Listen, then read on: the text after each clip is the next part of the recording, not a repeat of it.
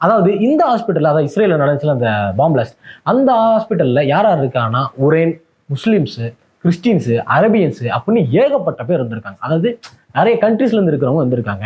இவங்க வந்து எங்களை மட்டும் தாக்கல, அதாவது இஸ்ரேல இருக்கல மக்களை மட்டும் தாக்கல, அது மட்டும் இல்லாம இத்தனை மதத்துக்காரவங்க இருக்காங்க, இவங்க எல்லாமே இவங்க கொண்டிருக்காங்க அப்படின்னு ஒரு நியூஸ் வெளியிட்டு இருக்காங்க. இப்போ இந்த 2 வாரம் நடந்துட்டு இருக்குல்ல, இப்போ வாரம் நடந்தாலே மற்ற கண்ட்ரிஸ் வந்து ஒரு கண்ட்ரிக்கு ஹெல்ப் பண்ணுவாங்க. அப்படி இப்போ 2 கண்ட்ரிக்கு வந்து யாராவது ஹெல்ப் பண்ணிட்டு இருக்காங்க அதானே கேட்குறீங்க. இப்போ இஸ்ரேலுக்கு பார்த்தீங்க அப்படின்னா வேர்ல்டுலேயே பெஸ்டான ஆர்மியை வச்சிருக்கிற ஒரே ஒரு கண்ட்ரி யாருன்னு பார்த்தீங்கன்னா யூஎஸ் தான், அதாவது அமெரிக்கா, நம்ம ட்ரம்ப் அவரோட கண்ட்ரி.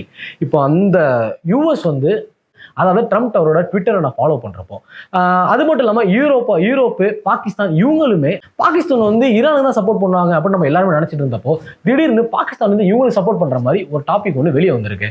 அதுக்கப்புறம் நம்ம ஓகே இவங்களுக்கு ஒரு பவர்ஃபுல்லான ஒரு டீம் இருக்குப்பா, அப்போ இவங்க ஈரானுக்கு வந்து யார் இருக்கா அப்படின்னா ஈரான் வந்து ஒரு தனியாக தான் நின்றுட்டு இருக்காங்க, இப்போ வரைக்குமே தனியாக தான் நின்றுட்டு இருக்காங்க அப்படின்னு சொல்லலாம்.